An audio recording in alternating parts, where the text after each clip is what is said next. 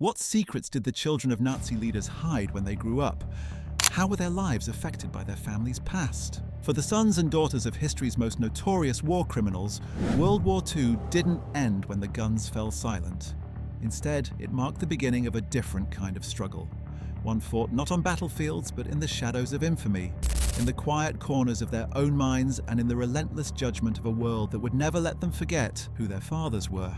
Imagine growing up with a name that inspires revulsion across continents. Imagine looking in the mirror and seeing the features of a man responsible for the deaths of millions. Imagine carrying the weight of crimes you didn't commit, yet somehow feel responsible for simply because of the blood running through your veins. This was the reality for the children of Nazi leaders after World War II. A reality marked by denial, redemption, guilt, and the impossible task of defining themselves apart from their fathers' monstrous legacies. In this video, we will show you what happened to them and reveal some surprising truths about the aftermath of World War II.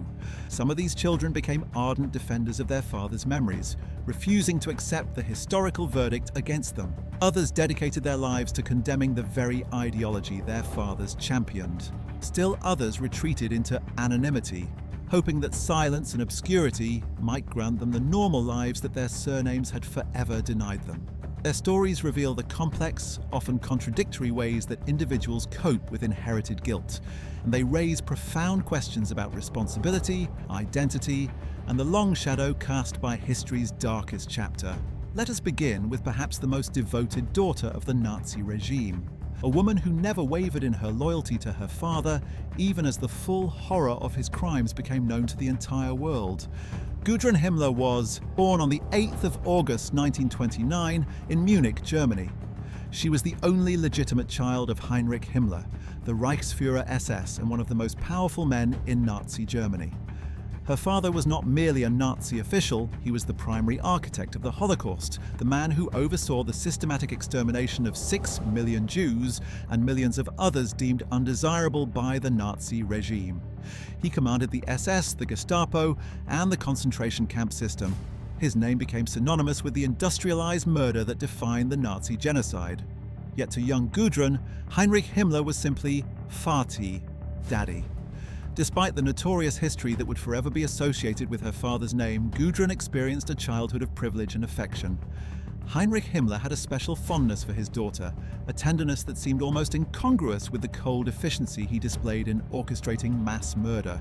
He ensured that she was flown regularly to his Berlin offices from her residence in Munich, where she lived with her mother, Margrethe. The man who signed death warrants for thousands maintained close contact with his little girl, making daily phone calls when she was at home and sending weekly letters filled with fatherly advice and expressions of love. Heinrich affectionately referred to Gudrun by her childhood nickname, Püppi, a diminutive term of endearment that painted a picture of domestic normalcy utterly at odds with the horrors he was perpetrating. Gudrun accompanied her father during certain official functions, appearing in photographs that the Nazi propaganda machine used to project an image of wholesome family values. The little blonde girl standing beside the architect of genocide became, in her own way, a symbol of the regime's ability to compartmentalize, to maintain the appearance of humanity while committing acts of unfathomable inhumanity. As the war drew to a close, the world that Gudrun knew collapsed around her. In May 1945, Heinrich Himmler was captured by British forces while attempting to flee Germany in disguise. Days later, he bit down on a cyanide capsule concealed in his mouth and died before he could be brought to trial at Nuremberg. The official account was clear. The architect of the Holocaust had taken the coward's way out, choosing suicide over accountability. Gudrun never accepted this narrative. Throughout her life, she contested the widely accepted belief that her father committed suicide by biting into a hidden cyanide capsule. Instead, she insisted he was assassinated by the British, murdered, she claimed, because the Allies feared what secrets he might reveal at trial. This conspiracy theory became central to her understanding of her father's fate, a way perhaps of transforming him from a war criminal who escaped justice through suicide into a martyr killed by enemies who feared the truth he might tell. Following the end of World War II, both Gudrun and her mother were apprehended by American forces and detained in a series of camps situated in Italy, France, and Germany. the daughter of Heinrich Himmler found herself behind barbed wire, experiencing a fraction of the confinement her father had imposed upon millions. She and her mother were summoned to Nuremberg to provide testimony at the trials that would determine the fates of the surviving Nazi leadership. The prosecutors hoped to glean insights from the family members of the accused, but Gudrun offered little that could be used against the memory of her father. Subsequently, both women were released in November 1946, free to rebuild their lives in a Germany struggling to come to terms with its own complicity in genocide. What Gudrun built with that freedom would prove deeply troubling to those who hoped that the children of Nazi leaders might reject their father's legacies. Throughout her life, Gudrun worked diligently to preserve her father's image and memory. She became not merely a defender of Heinrich Himmler, but an active participant in efforts to support those who had carried out his orders. She became an integral part of Stille Hilfe, which translates to silent aid in English. This was a secretive organization that provided support to arrested, condemned, or fugitive former SS members, the very men who had operated the death camps, who had marched Jews into gas chambers, who had committed atrocities across occupied Europe. Stille Hilfe operated in the shadows of post-war Germany, helping former SS officers escape prosecution, providing financial assistance to those convicted of war crimes, and maintaining a network of solidarity among the perpetrators of genocide and their sympathizers. Gudrun's involvement with the organization was not peripheral. She was a central figure, a living link to the highest echelons of the Nazi hierarchy. Her presence at gatherings of former SS men carried enormous symbolic weight, offering a kind of blessing from the daughter of their former chief. Her involvement with the organization was a testament to her unwavering loyalty towards her father's legacy. For Gudrun, the men of the SS were not war criminals, but soldiers who had done their duty, victims themselves of what she viewed as victor's justice. She attended reunions of former Waffen-SS members well into her old age, a living connection to a past that many Germans desperately wanted to forget. To journalists and historians who sought to understand her perspective, she offered little but defensive platitudes about her father's character. She maintained until the end of her days that Heinrich Himmler was a good man, a loving father, someone who had been misunderstood by history. Gudrun Himmler passed away in 2018, nearly 7 decades after the war's end. She had lived through the entire post-war era without ever publicly acknowledging the crimes her father had orchestrated. She had witnessed Germany's painful reckoning with its Nazi past, the construction of memorials at former concentration camp sites, the decades of education aimed at ensuring that such horrors would never be repeated. Through it all, she remained steadfast in her denial, carrying her father's memory as a precious burden rather than a source of shame. But what of those children who chose a different path? While Gudrun Himmler dedicated her life to defending her father's memory, others among the children of Nazi leaders embarked on journeys of remorse and attempted redemption. None exemplified this more dramatically than the son of Hitler's private secretary. Martin Bormann Jr. was the eldest son of Nazi party official Martin Bormann, one of the most powerful men in Hitler's inner circle. Born on April 14, 1930 in Weimar, Germany, the young Martin entered a world that would soon be reshaped according to his father's fanatical ideology. His father, Martin Bormann Sr., had risen through the ranks of the Nazi Party to become Hitler's private secretary and the head of the party chancellery, a position that made him the gatekeeper to the Führer himself. By the war's end, the elder Bormann was one of the most wanted men in Europe, having helped Hitler maintain his grip on power until the very last days of the regime. Growing up under the shadow of his father's prominent position in Hitler's inner circle, Bormann Jr.'s childhood was far from ordinary. He lived in the rarefied atmosphere of Nazi privilege, surrounded by the trappings of power and the rhetoric of racial supremacy. However, the young Bormann was kept sheltered from the gruesome reality of the Nazi regime. Like many children of the Nazi elite, he was protected from knowledge of the concentration camps, the mass shootings, the systematic extermination of entire peoples. His father's work was simply government business, the details of which were not shared with children. The war's end shattered this illusion of normalcy. Martin Bormann Sr. disappeared during the fall of Berlin in May 1945, attempting to flee the bunker where Hitler had committed suicide just hours earlier. For decades, his fate remained uncertain. Some believed he had escaped to South America, while others suspected he had died in the chaos of Berlin's final battle. It was not until 1972 that his remains were definitively identified, confirming that he had died during his attempted escape, his body lying undiscovered in Berlin for nearly 3 decades. After the war, the young Martin Bormann was confronted with the horrific actions attributed to his father, a realization that led him on a journey of remorse and redemption that would define the rest of his life.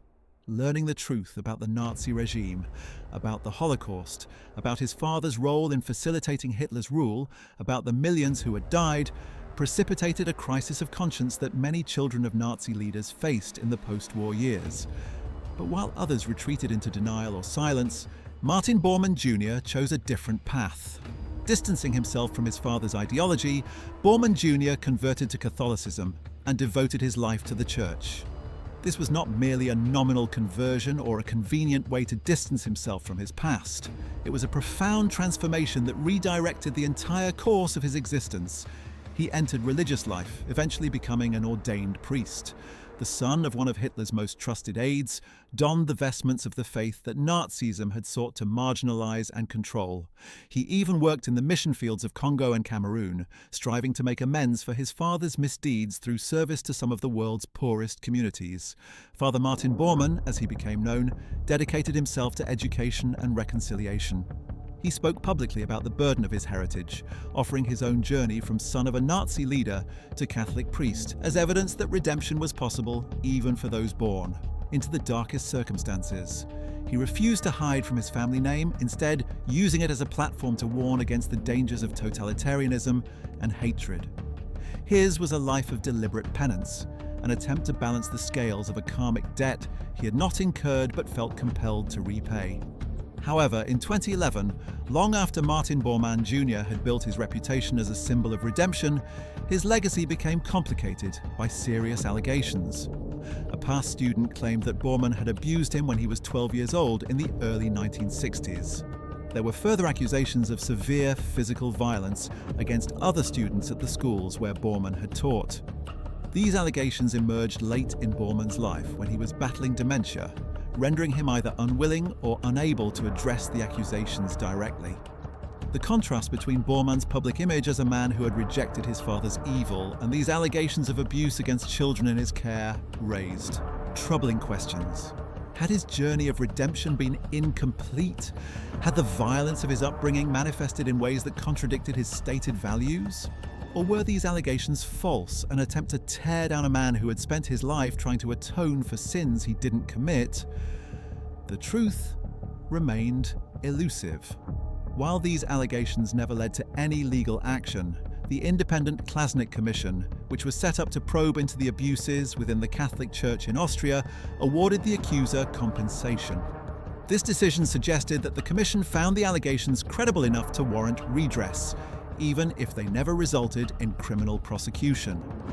Martin Bormann Jr. died in 2013, leaving behind a legacy that was more complicated than the simple narrative of redemption might suggest.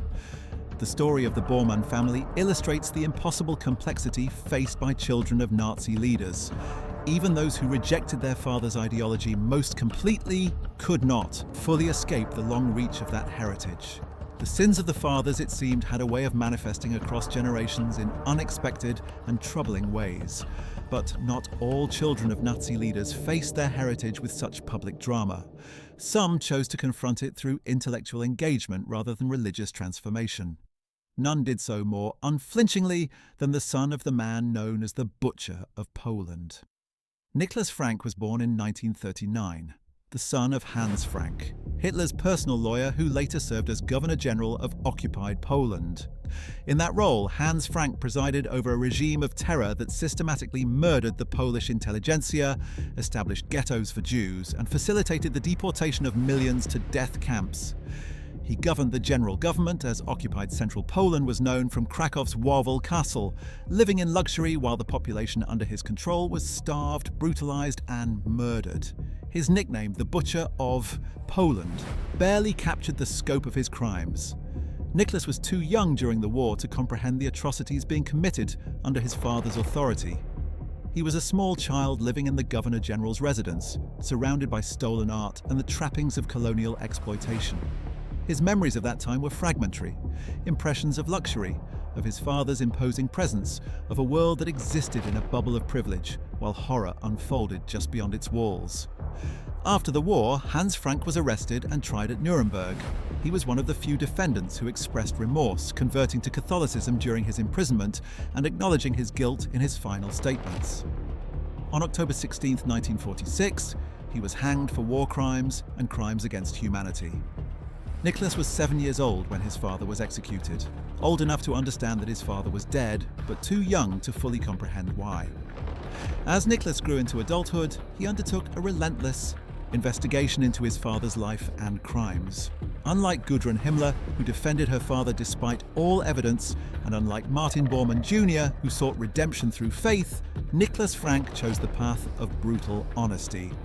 He has spent a significant portion of his life grappling with his father's dark legacy, confronting his heritage head-on with an intensity that sometimes shocked even those sympathetic to his project. Hans Frank, known as the Butcher of Poland, had been Hitler's personal lawyer and later served as Governor General of occupied Poland. His crimes were documented in meticulous detail. He had even kept a diary that served as damning evidence at Nuremberg. Despite his father's monstrous acts, Nicholas Frank took an uncommon route, refusing either to defend his father or to simply remain silent about his heritage.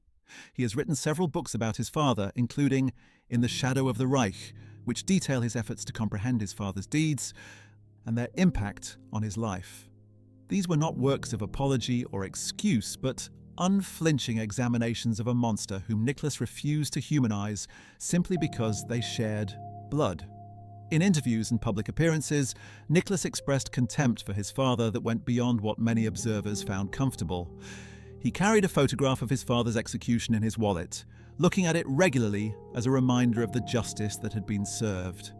He described visiting his father's grave to urinate on it, an act of deliberate desecration that expressed the depth of his rejection. Some critics found Nicholas's approach too performative, too eager to condemn. They questioned whether his very public hatred of his father was itself a kind of coping mechanism, a way of distancing himself from a heritage that could never be fully erased. But Nicholas's supporters argued that his unflinching honesty was precisely what was needed, a refusal to soften the truth, to make excuses, or to allow the passage of time to diminish the horror of what his father had done. Frank's commitment to educating others about the Holocaust and its lasting effects on families of those involved, including both perpetrators and victims, has been widely recognized as valuable. His candid public discussions add a unique perspective to Holocaust remembrance, offering insights that only someone with his particular heritage could provide. He has spoken with children of Holocaust survivors, creating dialogues between the descendants of perpetrators and victims that have proven powerful and healing for some participants. Nicholas Frank's approach serves as a potent reminder of the atrocities that can result from unchecked hatred and bigotry. By refusing to excuse his father, by actively condemning him, Nicholas has made his own life a kind of memorial, a warning against the ideology his father served. Whether this approach represents the healthiest way to cope with such a heritage is a question that psychologists and historians have debated, but none can deny the courage it takes to spend one's life publicly acknowledging that one's own father was a monster. The contrasting approaches of Gudrun Himmler, Martin Bormann Jr., and Nicholas Frank illustrate the range of responses that children of Nazi leaders adopted in the post-war decades. Defense, redemption, condemnation, each represented a different way of coping with an impossible inheritance. But there was another approach, one that sought neither to defend nor to condemn, but simply to maintain silence and preserve private memories against the judgment of history. Edda Goering exemplified this quieter path. She was the only child of Hermann Goering and his second wife, the actress Emmy Sonnemann. Hermann Goering was one of the most prominent figures in Nazi Germany. The founder of the Gestapo, the commander of the Luftwaffe, Hitler's designated successor for much of the war, and one of the primary defendants at Nuremberg. He was convicted of war crimes and crimes against humanity and sentenced to death, though he cheated the hangman by swallowing a cyanide capsule the night before his scheduled execution. Born just before the eruption of World War II, Edda's early years were spent with her mother at Karinhall, the Göring family estate. This was not merely a home, but a monument to Nazi excess, a sprawling hunting lodge that Hermann Göring had expanded into a palace filled with art treasures looted from across occupied Europe. Young Edda grew up surrounded by old masters and medieval tapestries, her nursery decorated with works that rightfully belonged in the museums of Paris, Amsterdam, and Vienna. Edda's early life was defined by the luxury and privilege that came with her father's powerful position in Hitler's Germany. She was often photographed at public events, a golden-haired symbol of the Nazi regime's attempt to project an image of wholesome family life. The propaganda apparatus used images of the Göring family to suggest that the leaders of the Reich were devoted family men, as attached to traditional values as the common German citizens they claimed to represent. Little Edda, with her blonde curls and pretty dresses, became an unwitting instrument of this propaganda. She was the recipient of numerous historic art pieces during her childhood, gifts that reflected both her father's rapacious collecting habits and the fawning attention that Nazi officials paid to the families of the regime's leaders. Among these gifts was Lucas Cranach the Elder's Madonna and Child painting, a masterpiece of German Renaissance art that had been taken from its rightful owners as part of the systematic looting that accompanied Nazi conquest. The little girl who received such treasures had no understanding of the theft and violence that had brought them into her possession. As the war neared its end and Allied forces closed in on Germany from all directions, Edda and her mother relocated from Karinhall to their mountain residence at Obersalzberg, close to Berchtesgaden, the alpine region that housed Hitler's own retreat and served as a final refuge for the Nazi elite. By then, Karinhall had been destroyed on Hermann Göring's orders to prevent it from falling into enemy hands, its treasures dispersed or destroyed, its grandeur reduced to rubble. The end of the Second World War brought a reversal of fortune for the Göring family that must have seemed almost incomprehensible to a young child who had known only privilege. Hermann Göring was arrested, tried at Nuremberg, and sentenced to death for war crimes. Although he escaped the gallows by committing suicide the night before his scheduled execution, his actions left Edda with a tainted legacy that she spent the rest of her life trying to reconcile. Unlike some children of Nazi leaders, Edda Göring attempted to live a life away from the public eye. She rarely spoke about her father in public, avoiding the interviews and speaking engagements that others sought or accepted. While Gudrun Himmler actively defended her father and Niklas Frank actively condemned his, Edda Göring retreated into a private sphere where she could maintain her own understanding of her family history without subjecting it to public scrutiny. In private conversations, she maintained that her father was a good man, a loving parent who had been caught up in events beyond his control or understanding. This was not the public defense that Gudrun Himmler offered, repeated at gatherings of former SS officers and in interviews with journalists. It was a quieter form of loyalty, expressed only to those close to her and never elevated to a public campaign. In the decades of the 1950s and 1960s, many of the valuable gifts Edda had received in her youth, including the Madonna and Child artwork by Lucas Cranach the Elder, became embroiled in long legal disputes. The rightful owners of these looted treasures, or their heirs, came forward to reclaim what had been stolen. Edda fought these claims, arguing that the gifts had been given to her in good faith and that she should not be held responsible for the circumstances of their acquisition. Most of these legal battles she lost, including the case involving the Cranach painting in 1968. The treasures of her childhood were stripped away one by one, tangible losses that mirrored the broader loss of the world she had known. While the children of other notable Nazis like Gudrun Himmler and Albert Speer Jr. often publicly discussed their father's roles, Göring notably refrained from such public discourse. Her silence was not the silence of shame, but rather the silence of someone who preferred to keep her grief, her memories, and her understanding of her father private. However, during a 1986 television interview in Sweden, she broke her silence to express her deep affection towards both of her parents. It was a rare glimpse into the private feelings of a woman who had spent her entire adult life avoiding the spotlight that her surname inevitably attracted. Edda Göring passed away in 2018, the same year that Gudrun Himmler died, leaving behind a life that was forever marked by the actions of her notorious father.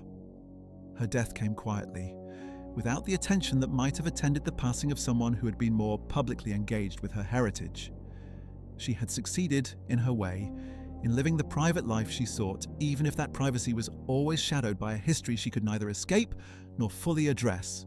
The stories of these children, Gudrun Himmler, Martin Bormann Jr., Nicholas Frank and Edda Goering, represent different responses to the same impossible situation. But their experiences, dramatic as they were, share something in common. They were the children of men whose crimes were well documented, publicly tried, and definitively judged by history. Other children of Nazi leaders faced a different challenge, dealing with fathers who had escaped justice, who had fled to distant continents, who remained hidden from the world while their crimes echoed through history. Among these was the son of the most notorious doctor in history, a man whose name became synonymous with the most perverted abuse of medical science in human memory. Rolf Mengele was born on March 16, 1944, in Freiburg, Germany, as the world his father had helped create was beginning to collapse. His father was Josef Mengele, the infamous doctor of Auschwitz, whose name would become forever associated with the darkest depths of Nazi medical experimentation. Known as the Angel of Death, Josef Mengele had conducted horrifying experiments on prisoners at the Auschwitz concentration camp, with a particular focus on twins, dwarfs, and those with physical abnormalities. His experiments included injecting chemicals into the eyes of children to try to change their color, performing surgeries without anesthesia, deliberately infecting subjects with diseases, and countless other atrocities that defied the most basic principles of medical ethics and human decency. Yet young Rolf knew nothing of this when he was growing up.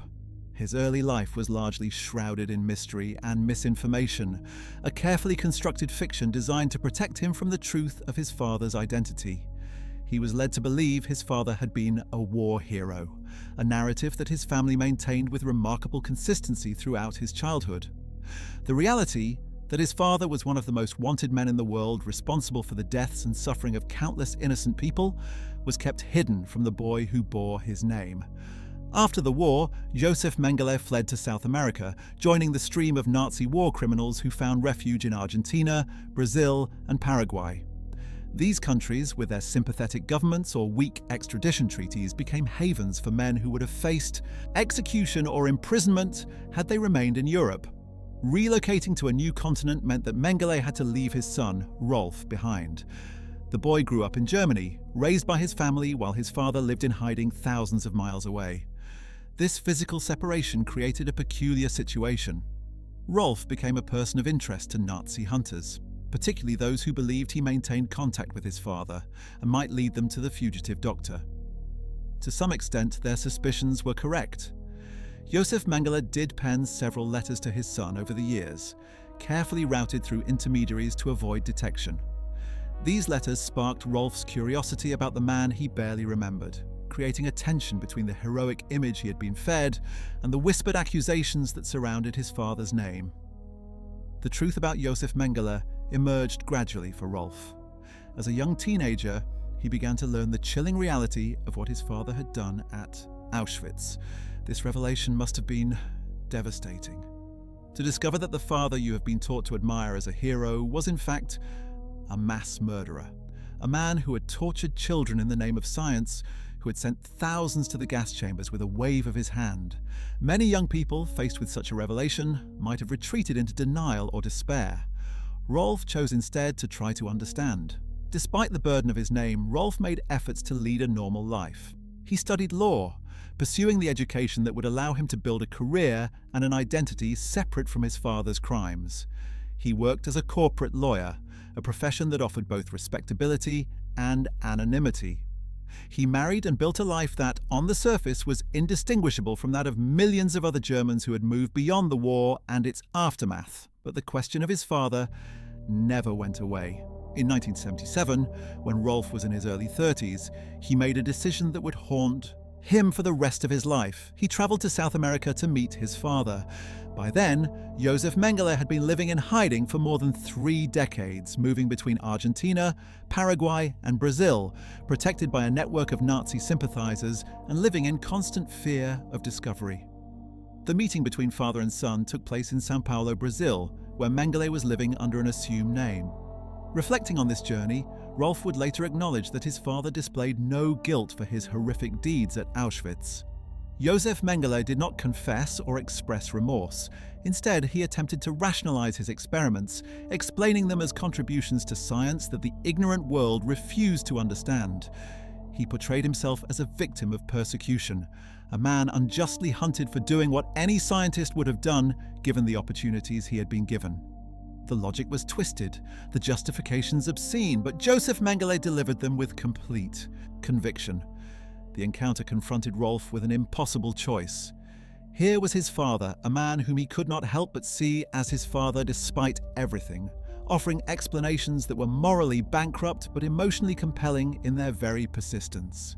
Here was the angel of death, unrepentant and unchanged, asking for understanding from the son he had abandoned decades earlier.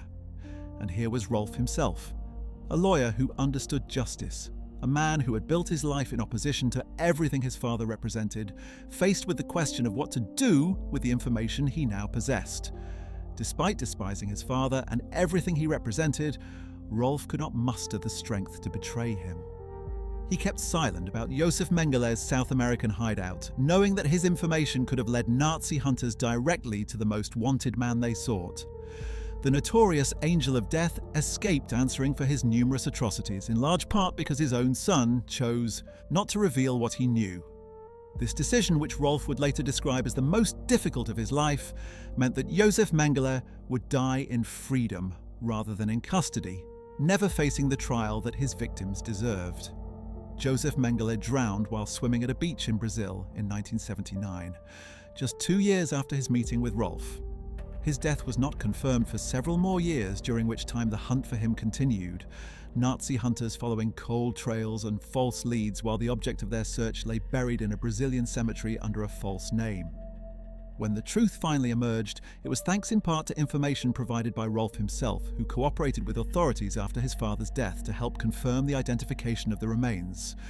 After their encounter, Rolf decided to alter his identity and sever ties with his past. He changed his name, seeking the anonymity that had eluded him throughout his life as Rolf Mengele. It is speculated that he is now a family man and a retired attorney leading a tranquil existence somewhere in Germany, far from the spotlight that his birth name would forever attract. The son of the Angel of Death sought the one thing his father's victims had been denied, the chance to live out his days in peace. Rolf Mengele's story raises profound questions about the nature of familial loyalty and its limits. Should he have revealed his father's location, even knowing that doing so would mean sending his own father to prison? Or worse, was his silence a betrayal of the victims? Or was it a deeply human response to an impossible situation?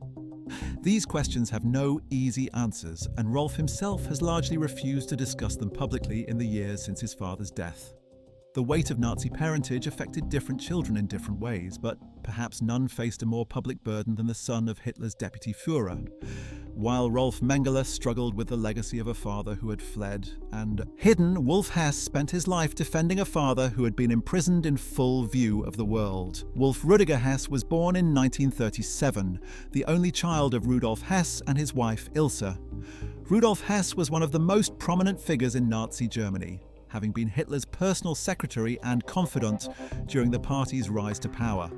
He held the position of deputy Führer to Adolf Hitler from 1933 until 1941, making him one of the most powerful men in the Third Reich.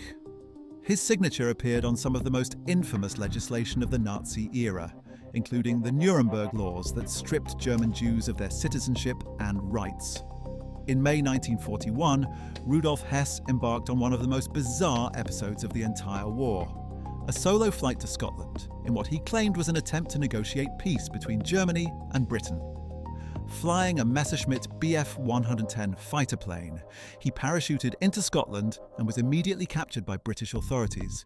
His mission, whatever, its true purpose was a failure, and it marked the end of his career as a Nazi leader. Hitler, furious at the unauthorized flight, declared Hess insane and stripped him of his positions. Hess spent the remainder of the war in British captivity.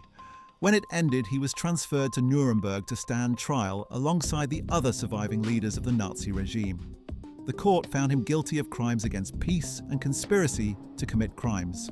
Although he evaded the death penalty that claimed so many of his fellow defendants, Hess was condemned to spend the rest of his days in prison. He was transferred to Spandau prison in Berlin, where he became, in his final decades, the facility's only inmate, guarded by soldiers from all four Allied powers at enormous expense, a living symbol of Nazi Germany's defeat. Wolf Hess was only 4 years old when his father flew to Scotland, and he grew up without a father present in his daily life. His childhood was spent visiting his father in various places of detention, watching through barriers as the Deputy Führer of Nazi Germany aged in captivity.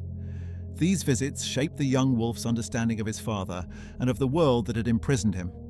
Rather than distancing himself from his father's legacy, Wolf Hess spent his life defending him, becoming the most prominent advocate for Rudolf Hess's release.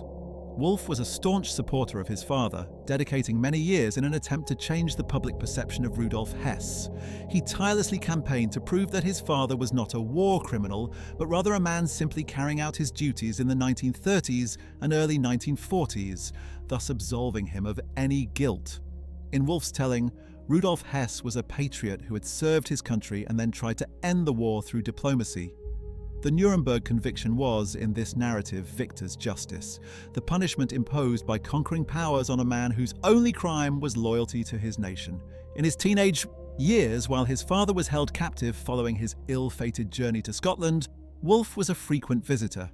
These visits continued throughout Rudolf Hess's long imprisonment, creating a bond between father and son that transcended the prison walls. Wolf came to know his father primarily through these controlled encounters, building a relationship that was simultaneously intimate and constrained by the circumstances of Hess's incarceration. His actions extended far beyond these visits. During the 1950s, Wolf established the Committee to Free Rudolf Hess, an organization dedicated to securing his father's release from Spandau. This was not a marginal enterprise, but a serious campaign that amassed several 100,000 supporters, including some notable figures in German politics. The effort drew on widespread German sympathy for the old man rotting in prison and on Cold War tensions that made cooperation between the former Allies increasingly difficult. Wolf authored numerous books advocating for the recognition of Rudolf Hess as a German hero rather than a criminal. These books presented an alternative history of the Nazi period, one in which his father was a peace seeker rather than a war criminal, a victim rather than a perpetrator.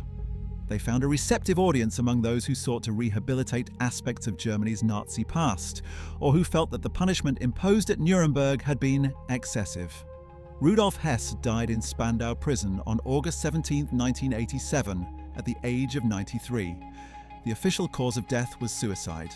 The elderly prisoner had hanged himself with an electrical cord. But Wolf Hess refused to accept this conclusion. Following his father's death, Wolf contended that his demise was the result of foul play by his British captors.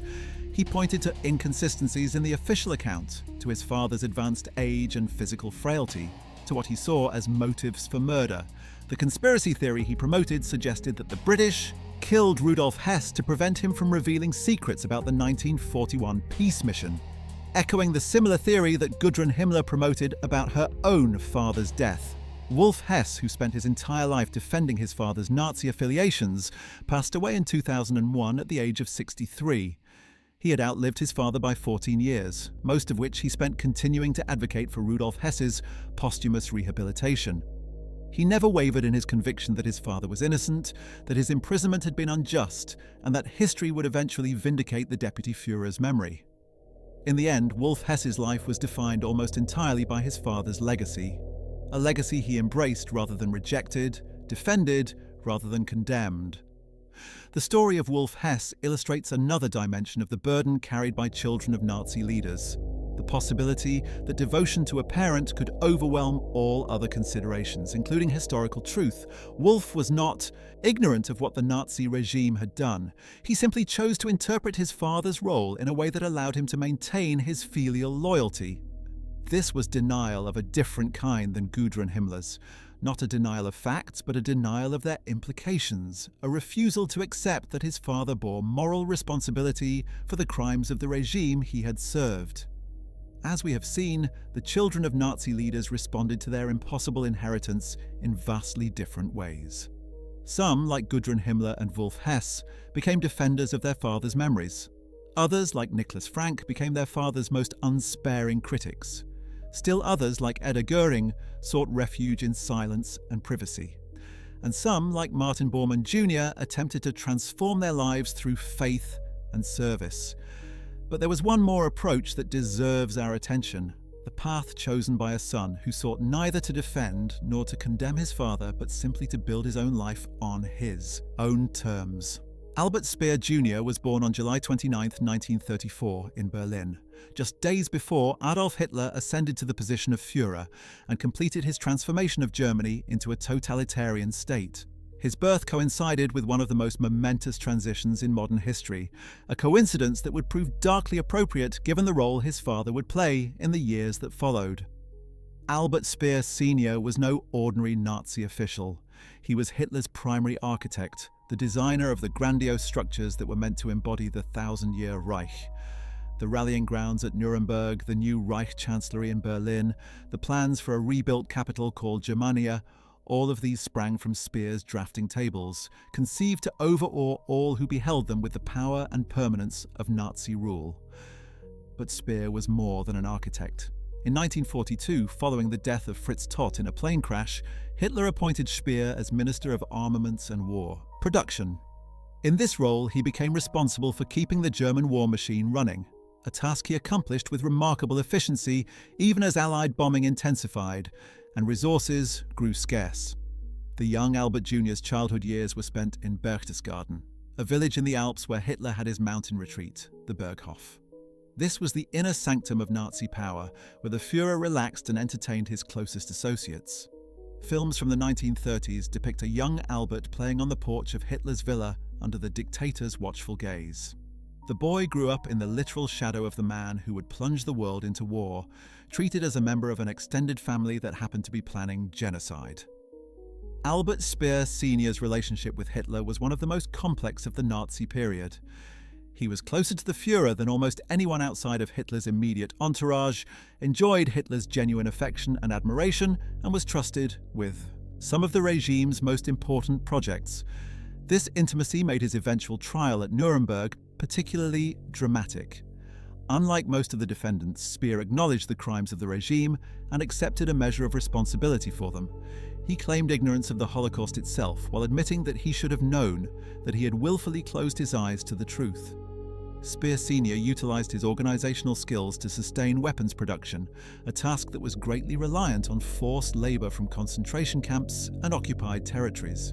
This meant that even as he claimed ignorance of the extermination camps, he was directly benefiting from slave labor drawn from those same camp systems.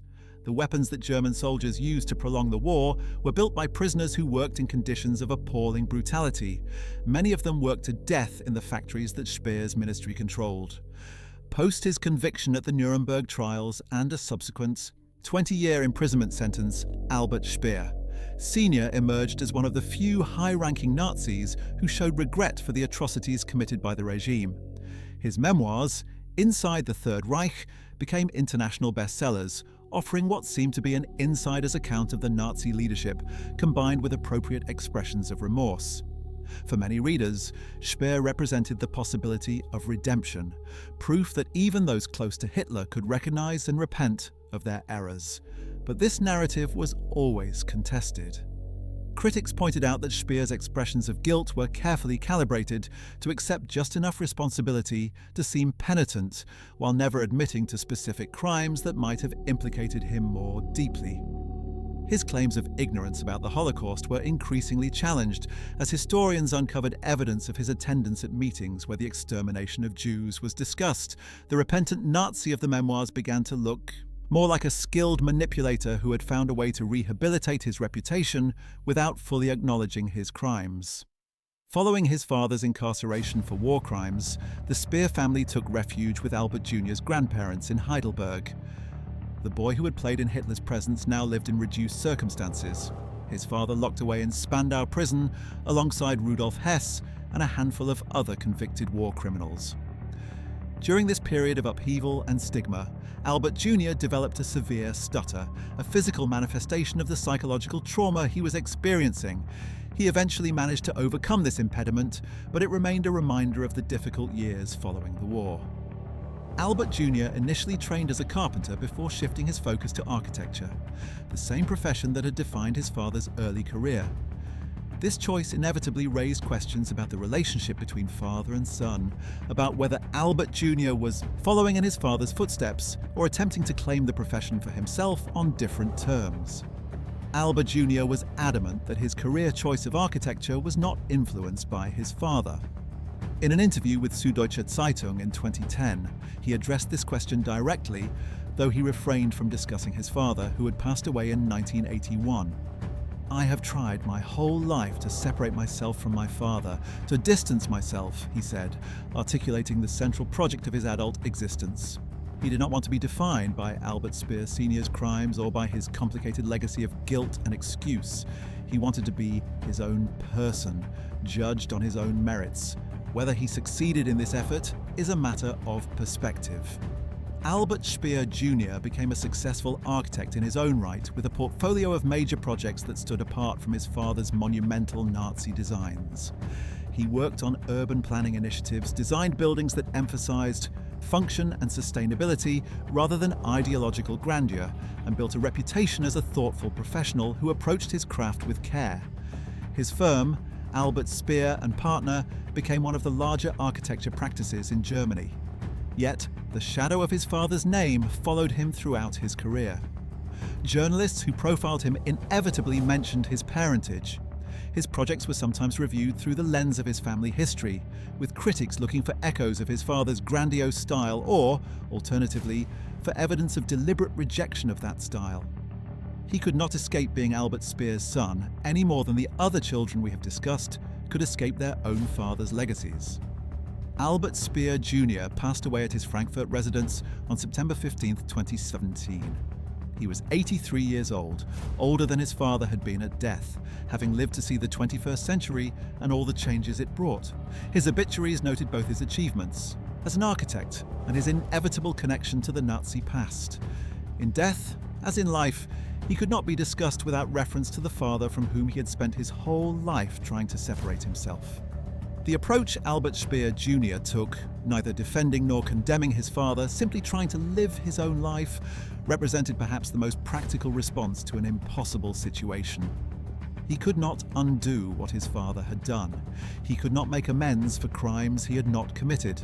He could only try to be a good architect, a good professional, a person judged by his own actions rather than those of his ancestors.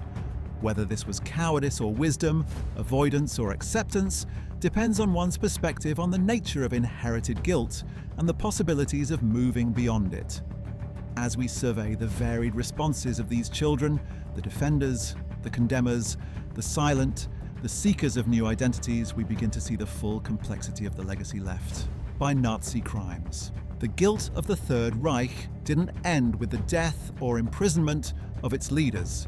It extended forward through generations, shaping the lives of children who had no part in the crimes themselves, but who could never fully escape their consequences.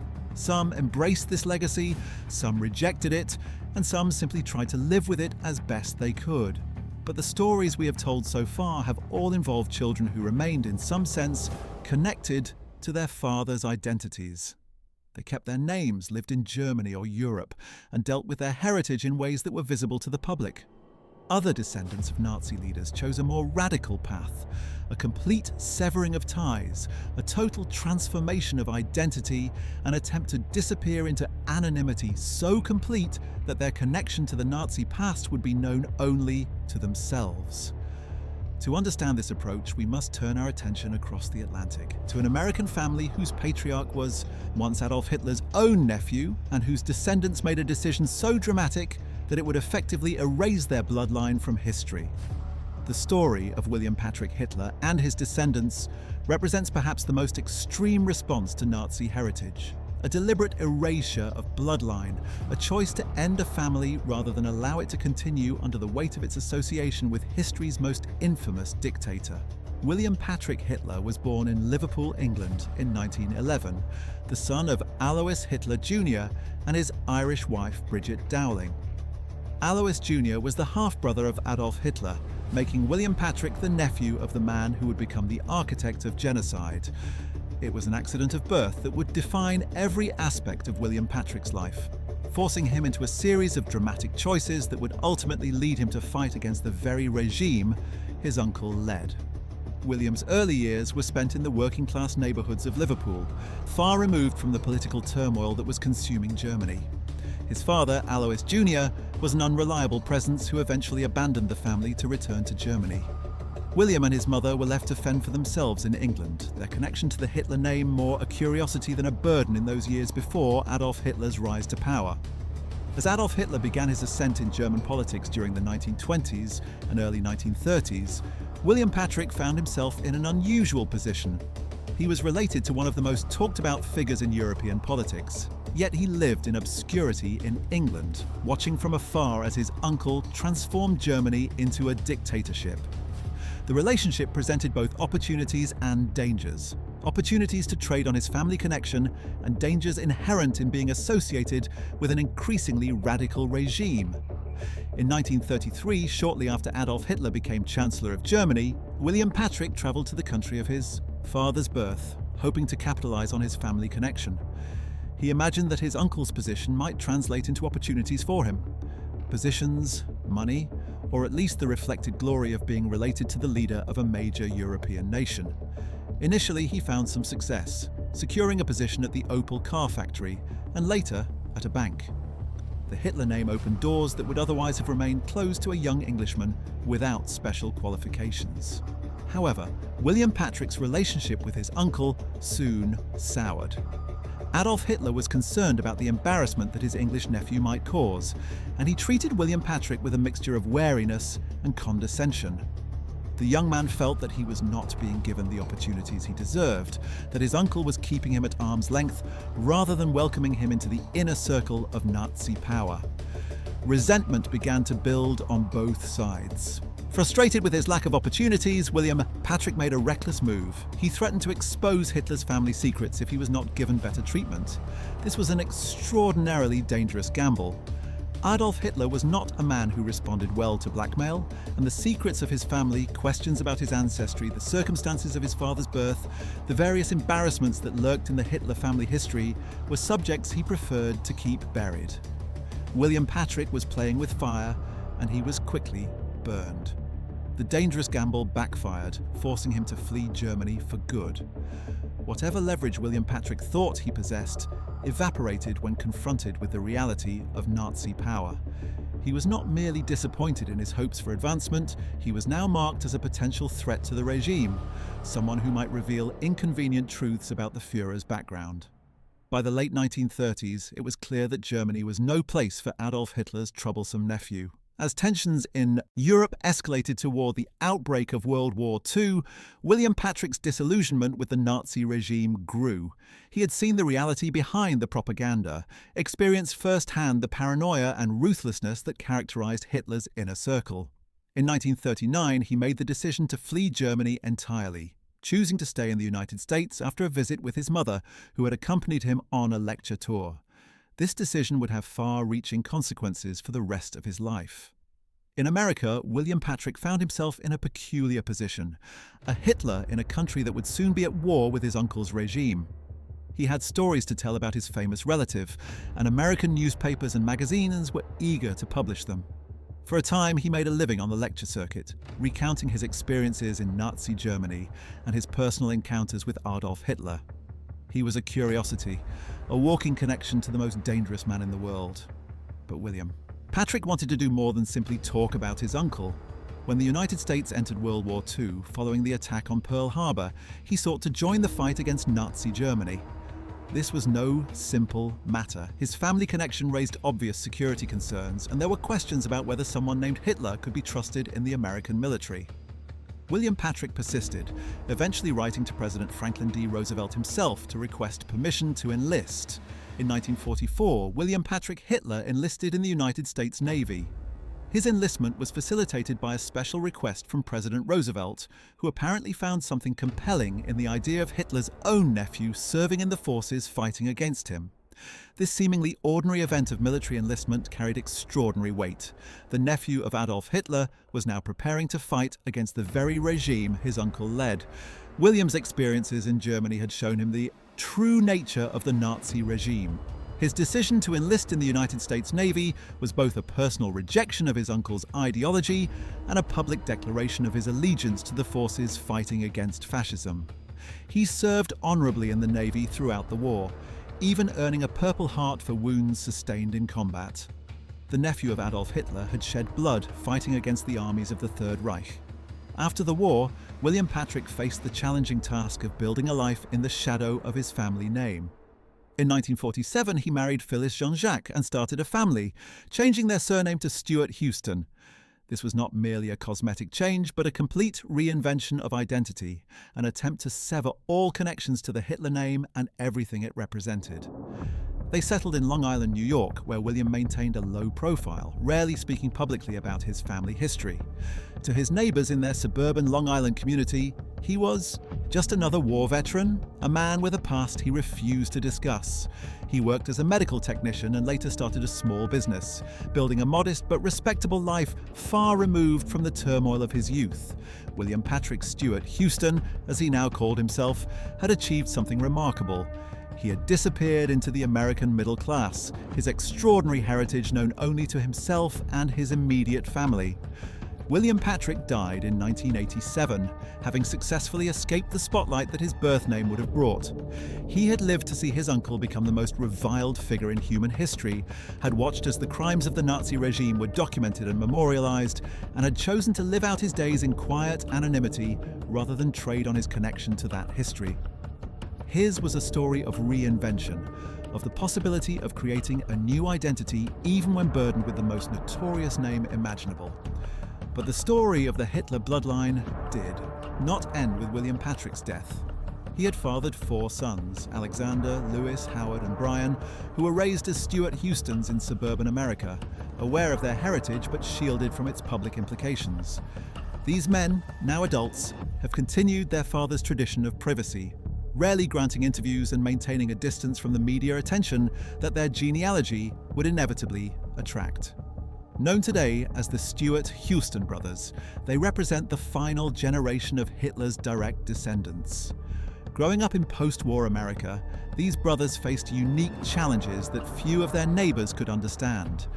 The shadow of their great-uncle Adolf Hitler loomed large, creating a psychological burden that shaped their lives in ways both visible and invisible.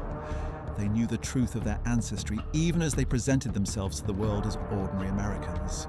This double existence, the public identity and the private knowledge, must have created tensions that most people never have to experience. As adults, the Stuart Houston brothers made conscious choices to blend into American society, pursuing careers that allowed them to maintain anonymity. They did not seek public platforms or celebrity. They did not write memoirs or give interviews about their famous relative. They lived, for the most part, as their father had lived, as ordinary citizens in a country that had no idea it harbored the descendants of Adolf Hitler. The Stuart Houston brothers have largely avoided media attention, granting only rare interviews over the decades. When they have spoken publicly, they have emphasized their commitment to living normal lives and distancing themselves from their great-uncle's legacy. They are not apologists for Hitler, nor are they prominent voices in Holocaust remembrance. They are, by all accounts, simply men who happen to share blood with one of history's greatest monsters and who have chosen to deal with that fact by ignoring it as much as possible. However, their most significant decision goes beyond career choices or avoiding the public eye. It was a deliberate act, one that ensured their infamous bloodline would never continue, sealing the fate of their family name forever. According to various reports, the brothers made a pact among themselves. They would not have children. This choice, if accurately reported, effectively brings an end to Adolf Hitler's bloodline, carrying immense symbolic weight that reaches far beyond the personal circumstances of 4 American men. None of the Stuart Houston brothers married or had children. Whether this was the result of a formal agreement among them, or simply the convergence of individual choices, is not entirely clear. The brothers themselves have not confirmed the existence of such a pact. But the outcome is the same regardless of its origins. When the last of the Stuart Houston brothers dies, Adolf Hitler's direct bloodline will end. There will be no more descendants, no one who can trace their ancestry directly back to the Hitler family. Was this their way of rejecting guilt, or just a personal choice? Did they see it as a way to escape their past, or was it their way of quietly accepting the weight of their family name? The motivations behind such a decision are impossible to know with certainty. Perhaps each brother had his own reasons, ranging from the political to the deeply personal. Perhaps the burden of their heritage made the prospect of explaining that heritage to children feel unbearable. Perhaps they simply decided that the Hitler bloodline had caused enough suffering and should be allowed to end. Either way, their decision shows just how impossible it was to fully escape their history. Even in America, even with new names and new identities, even with decades of distance from the events of World War II, the Stuart Houston brothers could not entirely outrun the shadow of their ancestry, their choice to end. Their family line was, in a sense, an acknowledgement of that shadow's permanence, a recognition that some legacies cannot be rehabilitated or overcome, only terminated. The Stuart Houston brothers proved that history's weight doesn't just disappear, it lingers. Their choice was the ultimate rejection of Hitler's obsession with legacy, with blood, with the continuation of Germanic bloodlines across generations. The man who had been obsessed with racial purity, who had ordered the extermination of millions in pursuit of his twisted vision of breeding, would see his own bloodline end, not by force, but by choice. In the end, his descendants decided that the kindest thing they could do for the world was to ensure there would be no more of them. The stories of the Hitler family after World War II offer a stark contrast to the experiences of other children of Nazi leaders. While Gudrun Himmler and Wolf Hess chose to defend their fathers, while Nicholas Frank chose to condemn his, while Albert Speer Jr. tried to establish his own identity apart from his father's crimes, the descendants of Adolf Hitler himself chose a more radical solution: erasure. They changed their names, relocated across an ocean, and ultimately decided to end their family line entirely. But the children of Nazi leaders were not the only ones who had to reckon with the legacy of the Third Reich. The wives of these men, the women who shared their lives, their homes, and often their ideological commitments, also faced the aftermath of Nazi defeat. Their stories reveal another dimension of the moral complexity that surrounded those connected to the Nazi leadership, and their fates varied as widely as those of the children we have already discussed. The mothers of the children whose stories we have told were not passive bystanders in their husbands' careers. Some were true believers who shared their husbands' commitment to Nazi ideology. Others were accessories who benefited from their husbands' positions while claiming ignorance of their crimes. Still others attempted to distance themselves after the war, seeking to rebuild their lives in the new Germany that emerged from the ashes of the Reich. Understanding their experiences helps complete the picture of how families coped with the burden of Nazi association. Margaret Himmler, the mother of Gudrun, offers a particularly illuminating case study. In a twist of irony that reveals the complexity of individual lives even within the Nazi system, Margaret was initially trained as a nurse with the noble intention of saving lives during World War I.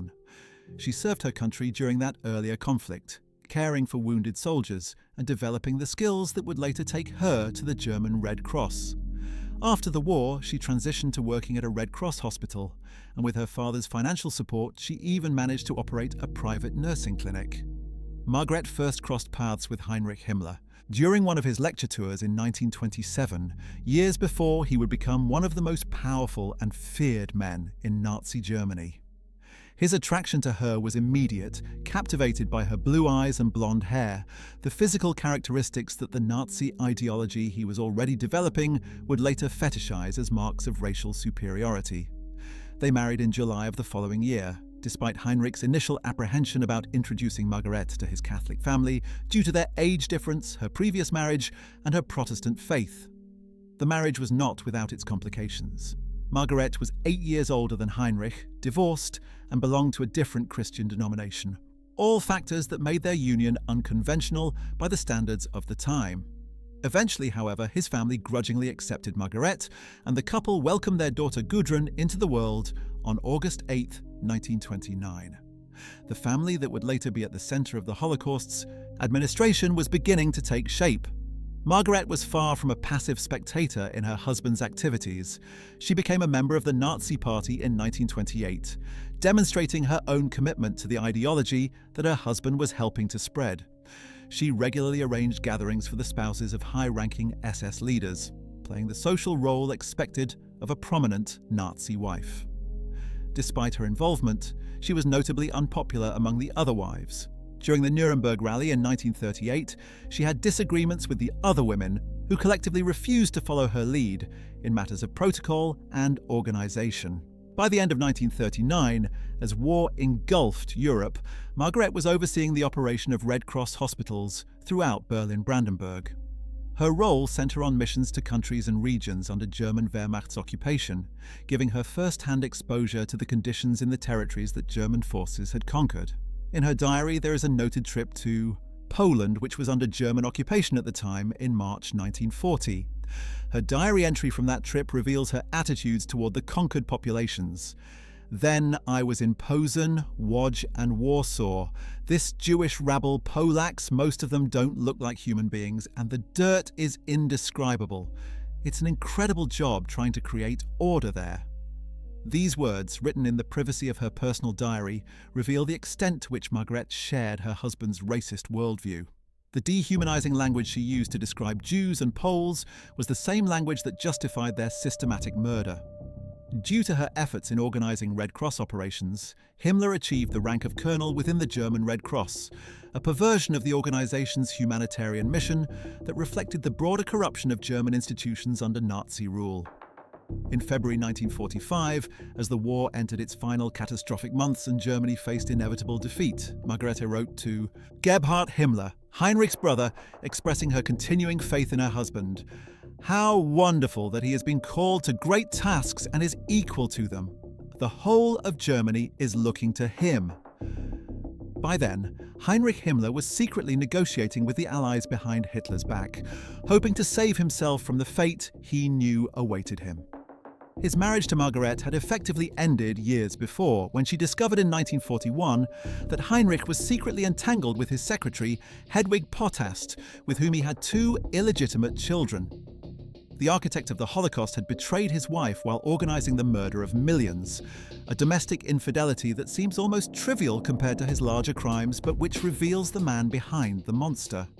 In April 1945, Margaret and Heinrich Himmler shared a final moment before his capture and suicide. When the war concluded, Margaret was subjected to numerous investigations probing the extent of her knowledge regarding her husband's affairs. She denied any awareness of the Holocaust and pleaded to be cleared of Nazi association, absolving her of her husband's crimes. Her diary entries, with their dehumanizing language about Jews and Poles, suggested otherwise, but proving her direct knowledge of the extermination program was difficult. After prolonged deliberation in 1953, she was deemed a profiteer of the Nazi regime. Not a war criminal herself, but someone who had benefited materially from the Nazi system. She was sentenced to 30 days of penal labor, a punishment that seems almost laughable given her husband's crimes and her own expressed attitudes. Consequently, she was stripped of her voting rights and pension eligibility, but she avoided more serious consequences. After her release, Margaret lived under the pseudonym Margaret Boden until her death in 1967, trying to distance herself from her past. She had been married to one of history's greatest monsters, had shared his ideology, and had raised a daughter who would spend her life defending his memory. Her own attempt at anonymity was less successful than that of the Stuart Houstons, but it reflected the same impulse: the desire to escape the consequences of Nazi association through the creation of a new identity. The story of Margaret Himmler illustrates how complicity in Nazi crimes extended beyond the men who gave the orders. The women who supported them, who managed their households, who shared their ideological convictions, bore their own measure of responsibility. Margaret was not innocent. Her diary proves that she dehumanized the very populations her husband was exterminating. Yet she was also not the one signing execution orders or touring concentration camps. Her guilt was real but indirect, and the post-war justice system struggled to categorize it adequately. Similar complexities surrounded the other wives of Nazi leaders. Emmy Goering, the mother of Edda, had been Germany's unofficial First Lady. Before the war, hosting state functions and enjoying the immense wealth that her husband had accumulated through the systematic looting of occupied territories. After the war, a German denazification court found her guilty of being a Nazi, not merely married to one, but a Nazi herself, leading to a year-long incarceration. After her release, a portion of her wealth was seized and she was prohibited from performing on stage for 5 years, ending the acting career that had brought her into contact with Hermann Göring in the first place. Ilse Hess, the mother of Wolf, remained a steadfast believer in National Socialism until her death in 1995.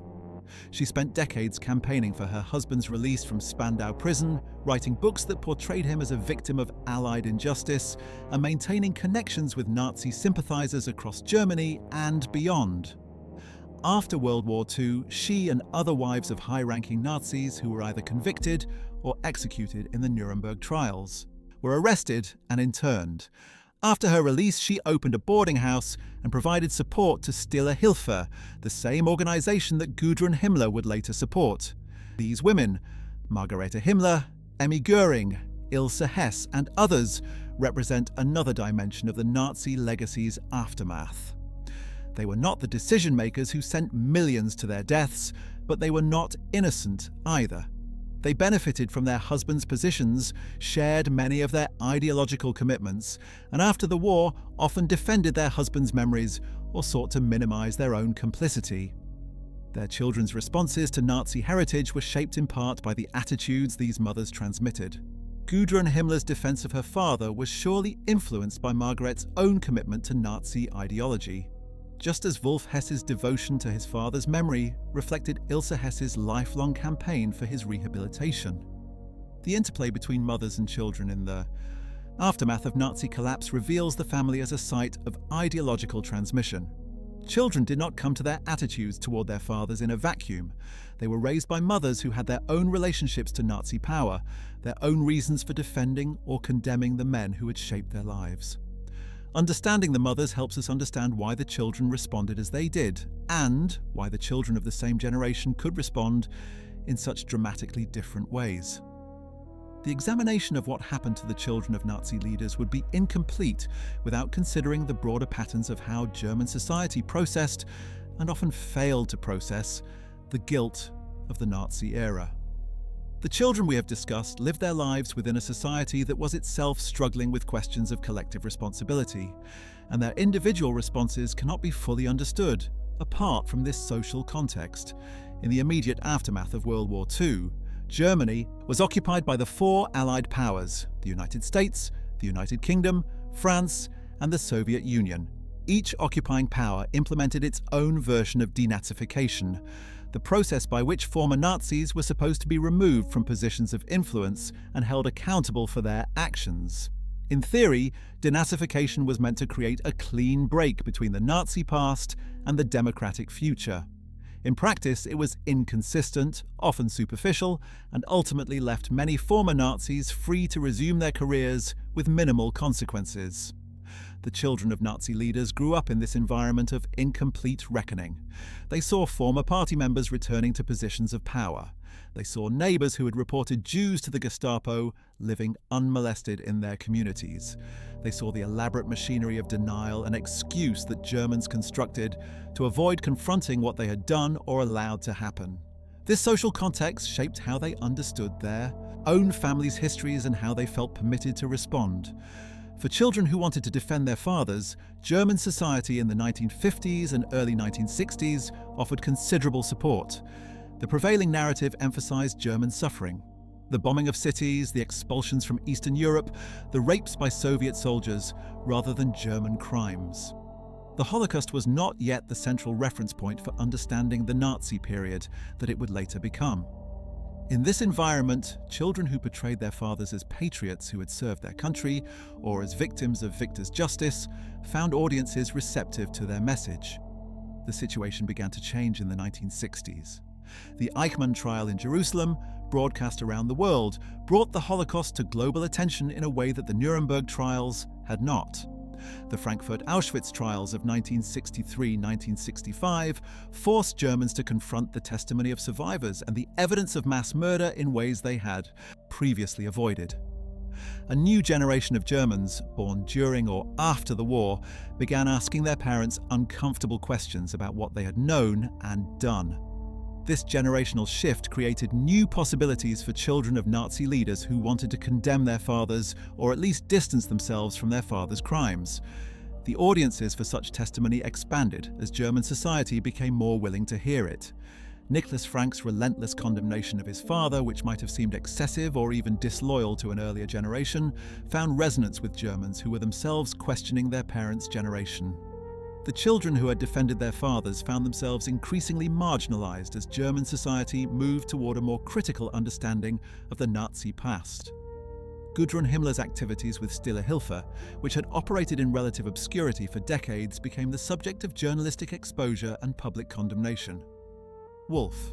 Hess's campaign to rehabilitate his father's memory faced growing opposition from historians and politicians who insisted on the accuracy of the Nuremberg verdict. The social space for Nazi apologetics contracted, though it never disappeared entirely. The transformation of German historical consciousness continued through the 1980s and beyond. The broadcast of the American television miniseries Holocaust in 1979 sparked intense public discussion in Germany, with many viewers confronting the emotional reality of the genocide for the first time. The historians' debate of the 1980s, which concerned whether Nazi crimes were unique or comparable to other historical atrocities, forced Germans to think more carefully about how they remembered and interpreted the Nazi period. By the 1990s and 2000s, Germany had developed what many observers considered an exemplary culture of historical memory. Holocaust memorials were constructed across the country, most prominently the memorial to the murdered Jews of Europe in Berlin. School curricula required extensive study of the Nazi period and the Holocaust. Public figures who made statements minimizing Nazi crimes faced swift and severe condemnation. Germany had transformed itself from a society that avoided its past into one that confronted it with unusual seriousness. For the children of Nazi leaders, this transformation meant that the context in which they lived their lives was constantly changing. A defense of one's Nazi father that might have been socially acceptable in 1955 was unacceptable by 1985 and outrageous by 2015. Those who maintained such defenses throughout their lives, like Gudrun Himmler, found themselves increasingly isolated, relics of an earlier era of denial that German society had largely moved beyond. The changing social context also affected how the children of Nazi leaders were perceived and portrayed. In the early post-war decades, they were often treated as curiosities, the human interest, angle on stories about Nazi leaders. By the later decades, they were more likely to be subjects of serious psychological and historical inquiry. Researchers studied them not merely as sources of information about their fathers, but as exemplars of how individuals and families process traumatic history. The psychological literature on the children of Nazi perpetrators grew substantially from the 1980s onward. Researchers identified patterns of response that echoed across different families: the initial denial, the eventual confrontation with evidence, the various strategies of accommodation ranging from continued defense to complete rejection. They documented the psychological toll of growing up as the child of a perpetrator, the anxiety, depression, identity confusion, and relationship difficulties that many such children experienced. This research helped contextualize the individual stories we have examined. Gudrun Himmler's lifelong defense of her father, for instance, could be understood not merely as moral failure, but as a psychological strategy for preserving a coherent sense of self and family. Nicholas Frank's relentless condemnation could be understood as another psychological strategy, one that created distance from the perpetrator by making him an object of explicit, externalized rejection. Neither approach was necessarily healthier than the other. Both represented ways of coping with an impossible psychological burden. The research also highlighted the diversity of responses within the same family. Siblings growing up in the same household, exposed to the same family narratives and the same social contexts, sometimes developed radically different orientations toward their shared heritage. One sibling might become a defender, while another became a condemner. One might seek anonymity, while another sought public engagement. The factors that determined individual responses were complex and not fully predictable from external circumstances alone. What are the lessons we can draw from examining what happened to the children of Nazi leaders after World War II?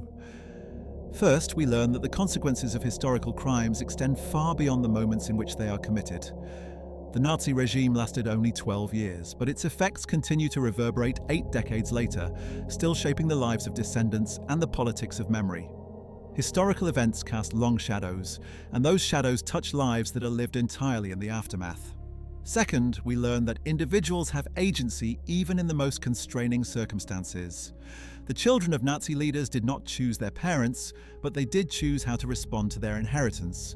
Some chose defense, some chose condemnation, some chose silence, and some chose transformation.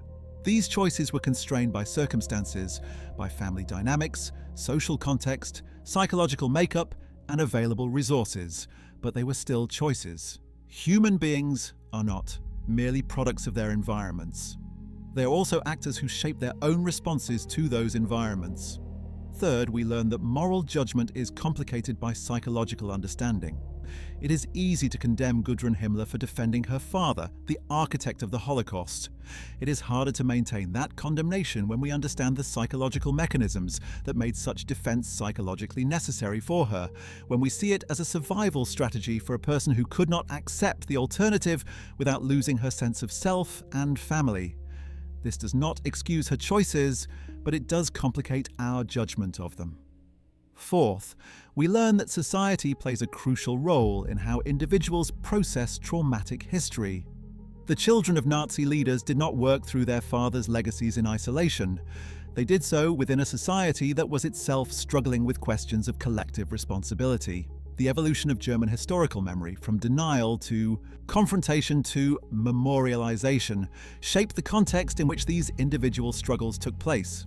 Social support for reckoning made reckoning easier. Social support for denial made denial easier. Fifth, we learn that there is no single right way to respond to inherited guilt. The defenders, the condemners, the silent, and the transformers all adopted strategies that made sense given their particular circumstances. We might prefer some of these strategies to others. We might admire Niklas Frank's condemnation more than Gudrun Himmler's defense. But we should be cautious about prescribing a universal approach. Each person's situation is unique, and the strategies that work for one person may not work for another. Finally, we learn that the past is never fully past. The children of Nazi leaders are now mostly dead, but their children, the grandchildren of the Nazi leadership, are still alive, still carrying some version of the family burden. And beyond these descendants, the entire society that lived through the Nazi period and its aftermath continues to process that experience. The questions raised by the children of Nazi leaders about guilt, responsibility, memory, and identity remain as urgent as ever. The stories we have told in this video represent only a small portion of the experiences of those who grew up in the shadow of Nazi crimes. For every Gudrun Himmler or Niklas Frank who became publicly known, there were dozens of children of lower-ranking Nazi officials who lived out their lives in obscurity, never speaking publicly about their father's activities. Their stories, too, are part of the history of the Nazi aftermath, even if we will never know the details of how they processed their inheritance. The children of Nazi leaders faced a burden that few of us will ever have to bear. The knowledge that our fathers were not just flawed human beings, but genuine monsters, architects of unprecedented crime. Yet, in their varied responses to this burden, they revealed something universal about the human condition. The ways we construct meaning from even the most terrible circumstances, the strategies we adopt to preserve our sense of self and family, the choices we make when confronted with truths we cannot easily bear. These children did not ask to be born to the men they called father. They did not choose their names, their families, or their place in history, but they did choose how to live with the hands they were dealt. In their choices, wise and foolish, brave and cowardly, admirable and contemptible, they demonstrated the range of human possibility in the face of moral catastrophe. Their stories challenge us to consider how we would respond in their situation and to reflect on the burdens we ourselves may be carrying or creating. The examination of what happened to the children of Nazi leaders after World War II ultimately teaches us that history is personal. The great events that historians chronicle, wars, revolutions, genocides, are experienced by real people in intimate, particular ways. The child who learns that her father ordered the deaths of millions is not dealing with an abstraction. She is dealing with her father, the man who tucked her into bed at night and called her by her childhood nickname. The distance between the personal and the historical, between the father and the war criminal, is where the children of Nazi leaders had to live their lives. That distance is also where we must learn to think about historical crime. Understanding the Nazi period requires understanding not just the policies, the statistics, and the ideologies, but also the human beings who implemented them and the families they left behind. The children of Nazi leaders are part of this story, not as perpetrators, not as victims, but as witnesses to a particular kind of aftermath. Their testimony, in all its complexity and contradiction, helps us understand what it means for historical events to continue unfolding long after the history books declare them finished. The legacy of the Nazi period continues to evolve. New generations arise who know the events only through education rather than family memory. The debates about how to remember and commemorate continue, shaped by contemporary concerns as much as by historical accuracy. In this ongoing process of memory and interpretation, the stories of the children of Nazi leaders remain relevant, not as the final word on the Nazi aftermath, but as one perspective among many that helps us understand the full scope of what the Third Reich created and destroyed. Their stories remind us that the end of a war is not the end of its consequences. The children born to Nazi leaders in the 1920s, 1930s and 1940s lived through the Second World War as children too young to understand what was happening around them, but they spent the rest of their lives, decades after the last shot was fired and the last camp was liberated, dealing with the implications of who their fathers were and what their fathers had done.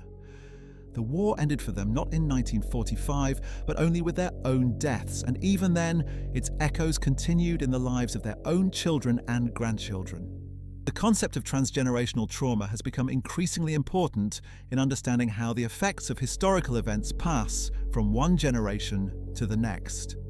Originally developed to understand the experiences of Holocaust survivors and their descendants, this concept applies equally well to the descendants of perpetrators.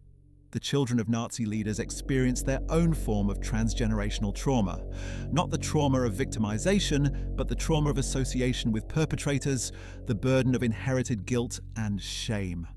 Researchers have documented the ways that this trauma manifests across generations. Children of Nazi perpetrators often report experiencing anxiety, depression, and difficulties with intimate relationships. They describe feeling caught between loyalty to their families and recognition of their family's crimes. They struggle with questions of identity. How can I be proud of who I am when my identity is connected to such terrible acts? These psychological burdens are real, even if they are different in kind from the burdens borne by the descendants of victims. The dialogue between the descendants of perpetrators and the descendants of victims has become an important part of Holocaust memory and education. In some remarkable cases, children of Nazi leaders and children of Holocaust survivors have come together to share their experiences and seek mutual understanding. These dialogues do not equate the suffering of the two groups. The descendants of victims carry a fundamentally different burden than the descendants of perpetrators, but they do recognize that both groups are dealing with the aftermath of the same historical events, and that conversation between them can be healing for both sides. Nicholas Frank, the son of Hans Frank, has participated in several such dialogues over the years. His encounters with the children and grandchildren of those his father murdered have been powerful experiences for all involved. They represent a kind of reconciliation that operates at the personal level, not replacing the political and legal processes of accountability, but complementing them with human connection across the divide created by historical crime. These dialogues also raise important questions about the possibilities and limits of reconciliation. Can the descendants of perpetrators and victims ever fully reconcile given the magnitude of the crimes that divide them? Does reconciliation require the descendants of perpetrators to condemn their ancestors, as Nicholas Frank has done? Or can reconciliation accommodate more complex responses, including the silence of those like Edgar Goering, who simply wish to be left alone? There are no simple answers to these questions, but the fact that they are being asked represents progress in how societies think about the aftermath of mass atrocity. The experiences of the children of Nazi leaders also have implications for how we think about justice and accountability in the aftermath of mass crime. The Nuremberg trials established the principle that individuals can be held criminally responsible for crimes against humanity, regardless of whether they were following orders or acting in official capacities. But they did not and could not address the question of what happens to the families of those convicted, the wives and children who bore no legal guilt but who nonetheless faced consequences for their association with convicted war criminals. The post-war German state struggled with this question. Wives and children of convicted Nazis were not themselves criminals, yet they had often benefited from their husbands' and fathers' positions. Was it just to strip them of all assets, to allow them to keep the proceeds of crime, to treat them as ordinary citizens despite their extraordinary connections? Different cases were resolved differently, creating a sense of inconsistency that left many dissatisfied. Both those who thought the families were treated too harshly and those who thought they were treated too leniently. These questions remain relevant today as societies continue to grapple with how to address mass atrocity and its aftermath. What do we owe to the families of perpetrators? What do we expect from them? How do we balance the legitimate claims of victims for justice and redress against the equally legitimate claims of perpetrators' families not to be punished for crimes they did not commit? The experiences of the children of Nazi leaders do not provide definitive answers, but they do illuminate the complexities that any answer must address. As we conclude this examination of what happened to the children of Nazi leaders after World War II, we return to the question that has animated our inquiry. How did these individuals cope with the burden of their heritage? The answer, as we have seen, is that they coped in many different ways, defending, condemning, seeking silence, pursuing transformation, and in the most extreme case, choosing to end their family line entirely. There was no single response, no universal pattern, no inevitable outcome determined by the accident of birth. What united these children, despite their different responses, was the impossibility of escaping their heritage entirely. Whether they defended their fathers or condemned them, whether they spoke publicly or maintained silence, whether they stayed in Germany or fled across oceans, they could never fully escape the shadow cast by their fathers' crimes. Their names, their faces, their family histories tied them to the Nazi period in ways that shaped every aspect of their lives. In this sense, the children of Nazi leaders serve as a reminder of history's persistence.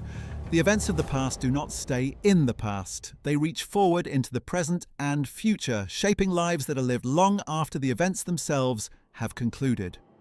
The decisions we make today will have consequences that extend far beyond our own lifetimes, affecting our children and grandchildren in ways we cannot fully anticipate. The children of Nazi leaders are extreme examples of this general truth, but the truth itself applies to all of us. Their stories also remind us of the importance of reckoning honestly with the past. Societies that avoid confronting historical crimes do not escape their consequences, they merely defer them, allowing them to fester and distort in ways that become increasingly difficult to address. Germany's long journey from denial to confrontation to memorialization was painful and incomplete, but it was necessary. The children of Nazi leaders lived through this journey, their own experiences shaped by its progress and setbacks. 4. Those of us who did not grow up as the children of perpetrators, these stories offer an opportunity for reflection. We are all connected in various ways to historical injustices, through ancestry, nationality, or simple participation in systems that perpetuate inequality and harm. The children of Nazi leaders faced extreme versions of questions that are, in some form, universal. How do we relate to the past? How do we take responsibility for what we did not do, but nonetheless benefited from? How do we build identities that acknowledge our historical connections without being defined entirely by them? There are no easy answers to these questions, just as there were no easy answers for the children of Nazi leaders. But the act of asking them, of grappling with their complexity rather than avoiding them, is itself valuable. The children of Nazi leaders who engaged most thoughtfully with their heritage whether through condemnation like Nicholas Frank, through transformation like Martin Bormann Jr., or through the radical solution of the Stuart Houston brothers, all recognized that simple avoidance was not possible. They had to do something with their inheritance, and the doing itself was a form of honesty.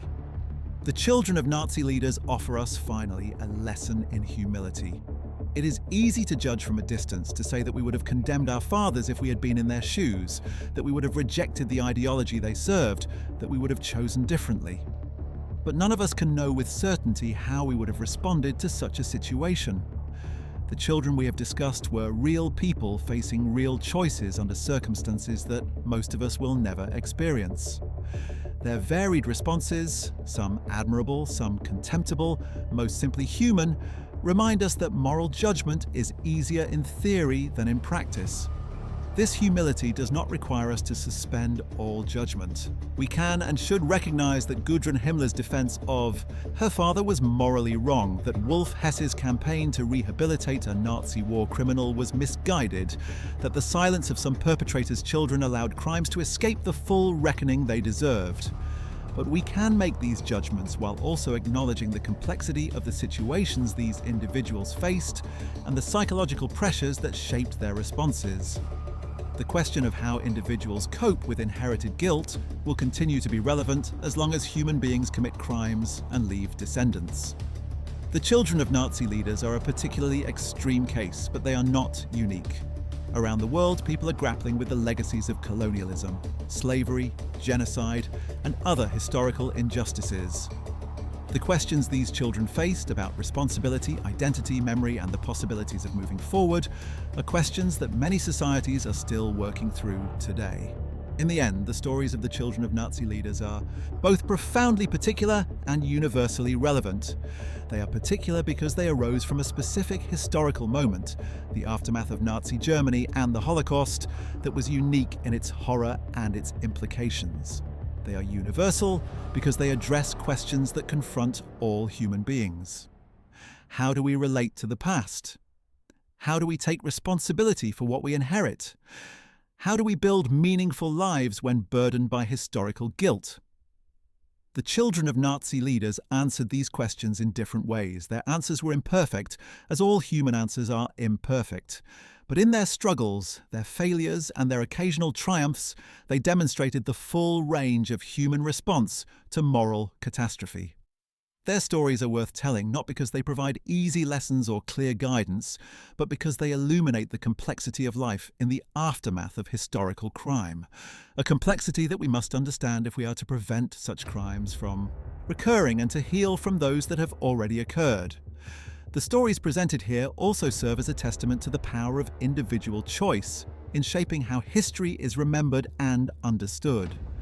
Each child of a Nazi leader made choices that affected not only their own lives, but also how their fathers' legacies would be perceived by subsequent generations. Gudrun Himmler's defense of her father helped keep alive a strain of Nazi apologetics that might otherwise have died out.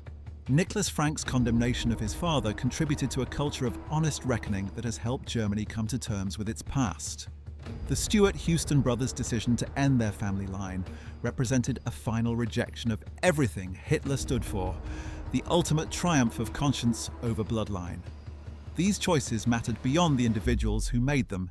They shaped the public discourse about the Nazi period, influenced how subsequent generations understood their own relationship to history, and demonstrated the range of possible responses to inherited guilt. In this sense, the children of Nazi leaders were not merely passive recipients of a terrible inheritance, but active participants in determining what that inheritance would mean. The complex web of relationships between Nazi leaders, their wives, and their children created patterns of response to the Nazi legacy that persisted across generations. But to fully understand what happened to the children of Nazi leaders after World War II, we must also consider the broader context in which these individuals lived. The Germany that emerged from the ashes of the Third Reich, and the ways in which that society grappled with its own collective guilt. The Germany that the children of Nazi leaders grew up in after 1945 was a country in profound denial. The process of denazification implemented by the Allied occupation authorities was inconsistent and often superficial. many former Nazis returned to positions of responsibility in government, business, and the professions after serving brief sentences or simply lying about their wartime activities.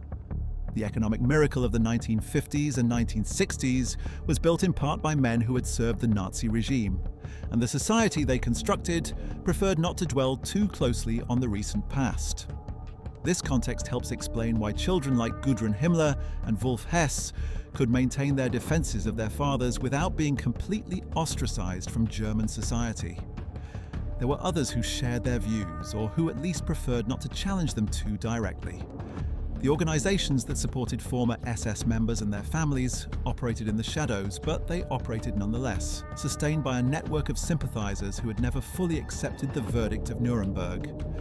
It was not until the 1960s and 1970s that a new generation of Germans, those born during or after the war, began to demand a fuller reckoning with the Nazi past.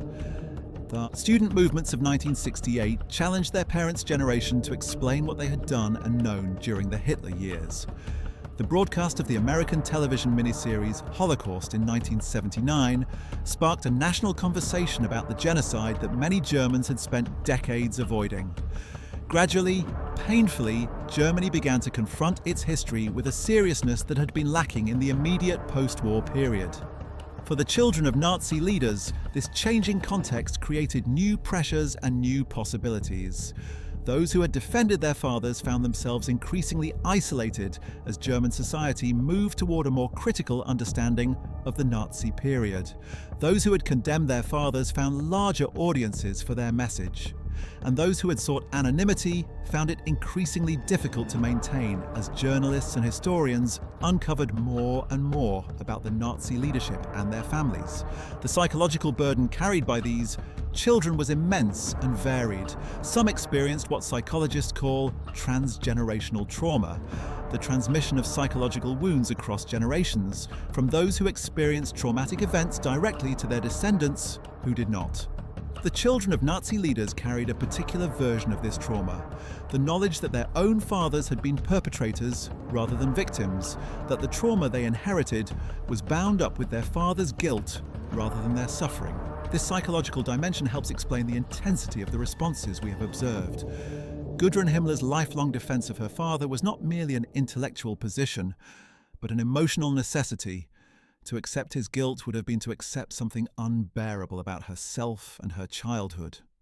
Nicholas Frank's relentless condemnation of his father served a similar psychological function, allowing him to distance himself from the horror by making it the object of constant, explicit rejection. Albert Speer Jr.'s determination to build his own identity apart from his father's represented yet another strategy. The attempt to simply move on, to treat the past as something that could be left behind through sufficient effort and time. These psychological dynamics played out differently depending on the specific circumstances of each family. Children who had been old enough to remember the Nazi period faced different challenges than those who had been too young to have direct memories. Children whose fathers survived to stand trial at Nuremberg faced different challenges than those whose fathers died during the war or committed suicide at its end. Children who remained in Germany faced different challenges than those who emigrated to other countries. The variety of responses reflected the variety of situations. One factor that shaped these responses was the nature of the evidence against each father. Some Nazi leaders' crimes were extensively documented. Hans Frank's diary, for instance, provided detailed evidence of his activities in occupied Poland. Others' crimes were more obscured, either because documentary evidence was destroyed or because their roles were more administrative, more distant from the actual killing. Children dealing with clearly documented atrocities faced a different task than those whose father's guilt was more ambiguous or contested. Another factor was the family's economic circumstances after the war. Some Nazi families retained significant wealth despite denazification proceedings. Edda Goering's legal battles over looted art, for example, suggest that the family still had resources worth fighting over. Others lost everything, forced to rebuild from scratch in a society that regarded them with suspicion. Economic hardship could intensify feelings of grievance and injustice, making it easier to cast the family as victims rather than perpetrators. Economic security could provide the space for a more nuanced reflection. The role of the mothers, which we have already explored, was crucial in shaping how children understood their fathers and their heritage. Mothers who remained committed to Nazi ideology, like Margarete Himmler and Ilse Hess, transmitted that commitment to their children. Mothers who tried to distance themselves from their husbands' activities may have helped their children develop more critical perspectives. The family environment in which children grew up, the narratives they were told about their fathers and about the war, shaped their initial understanding of their heritage and influenced how they would respond as adults. Religion also played a role in some cases. Martin Bormann Jr.'s conversion to Catholicism provided him with a framework for understanding and addressing his father's guilt, a narrative of sin, repentance, and redemption that offered a path forward. Hans Frank's own late-life conversion to Catholicism, however questionable its sincerity, at least introduced the language of guilt and penitence into his family's vocabulary. Religious frameworks could provide resources for grappling with moral enormity that secular perspectives sometimes lacked. The question of whether there is such a thing as inherited guilt, whether children bear any responsibility for their parents' crimes, is one that these children forced observers to confront. In one sense, the answer is clearly no. People cannot be held morally responsible for actions they did not commit and could not have prevented. The children of Nazi leaders were children, in most cases, too young to have any agency during the period of their father's crimes. To blame them for their father's actions would be to adopt precisely the kind of collective, hereditary thinking about guilt that characterized Nazi ideology itself. Yet, in another sense, the children of Nazi leaders could not entirely escape the consequences of their father's actions. They inherited names that carried enormous stigma. They often inherited material benefits derived from their father's positions, property, education, connections, even if those benefits were diminished by post-war confiscations. They inherited family memories, photographs, stories that connected them to the Nazi period in intimate ways. They did not bear moral guilt, but they did bear historical and psychological burdens that shaped their lives in profound ways. How should we judge the different responses these children adopted? Those who condemn their fathers, like Nicholas Frank, are often praised for their moral courage, for refusing to defend the indefensible, for bearing witness against their own blood. Those who defended their fathers, like Gudrun Himmler and Wolf Hess, are often condemned for their moral blindness, for refusing to acknowledge documented atrocities, for maintaining loyalty to the perpetrators of genocide. Those who sought silence or anonymity, like Edda Goering and the Stuart Houston brothers, are harder to evaluate.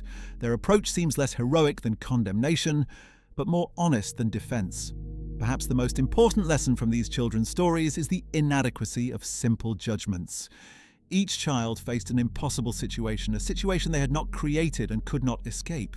Each adopted a response that made sense given their particular circumstances, personalities, and available resources. The defender, the condemner, the silent, the emigrant, each represented a different way of coping with the same fundamental problem: how to live when your father was a monster. The children of Nazi leaders also remind us that historical crimes do not end when the guns fall silent. The Holocaust and the other atrocities of the Nazi regime continue to reverberate through subsequent generations, shaping lives that were lived entirely in the post-war period. The trauma, the guilt, the shame, the denial, the defiance, all of these passed from the generation that committed the crimes to the generation that inherited them.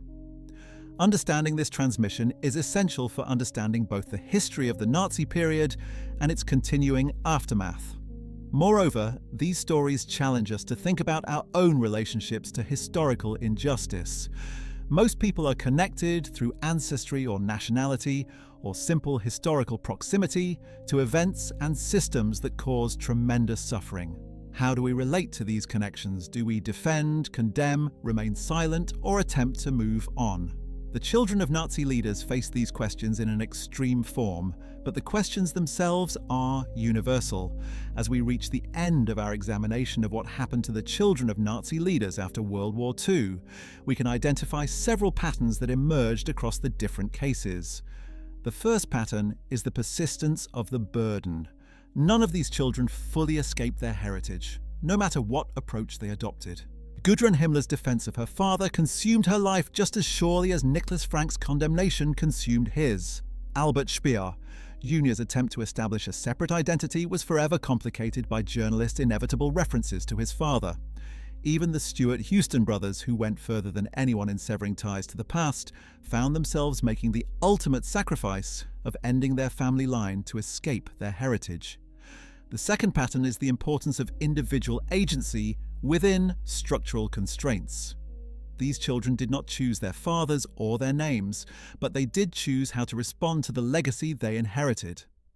The same circumstances, being the child of a major Nazi figure, produced radically different outcomes depending on individual choices. This suggests that while history constrains our options, it does not determine our responses. Even in the most extreme situations, human beings retain some capacity to choose their paths. The third pattern is the role of family dynamics in shaping responses to historical trauma. Children who grew up in households where Nazi ideology was defended tended to become defenders themselves.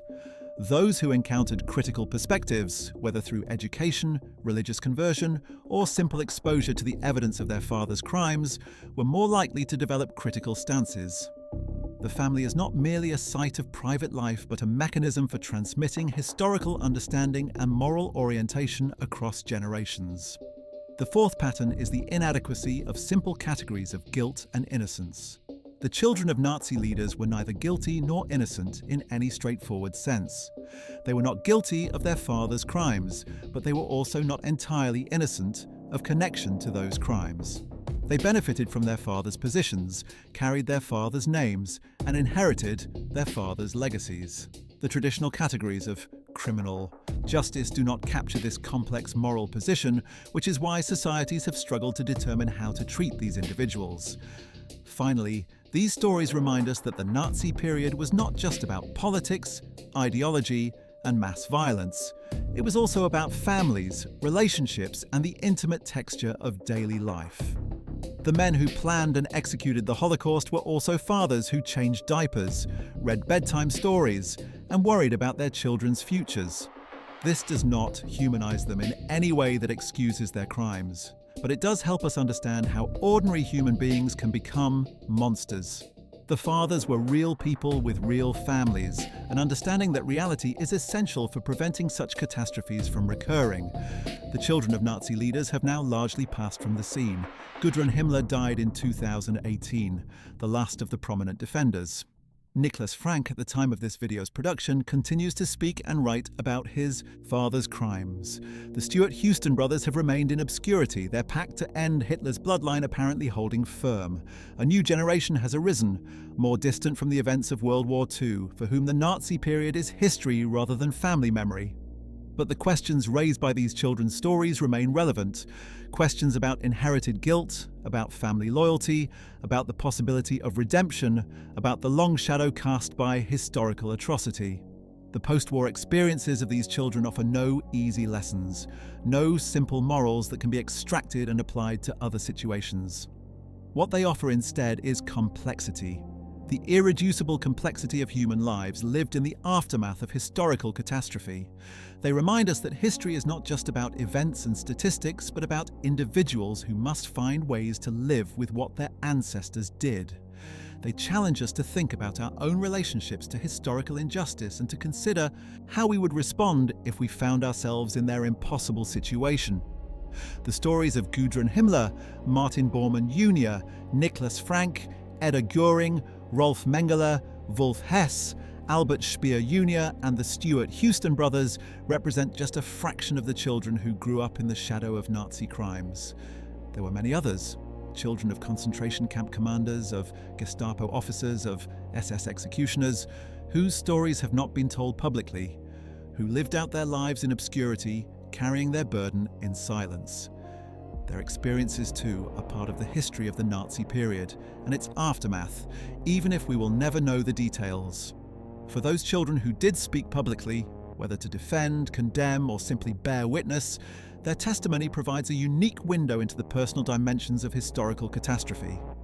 They saw their fathers as fathers, not merely as historical figures. They experienced the Nazi period from within, as children, experiencing what seemed like normal family life even as horror unfolded around them.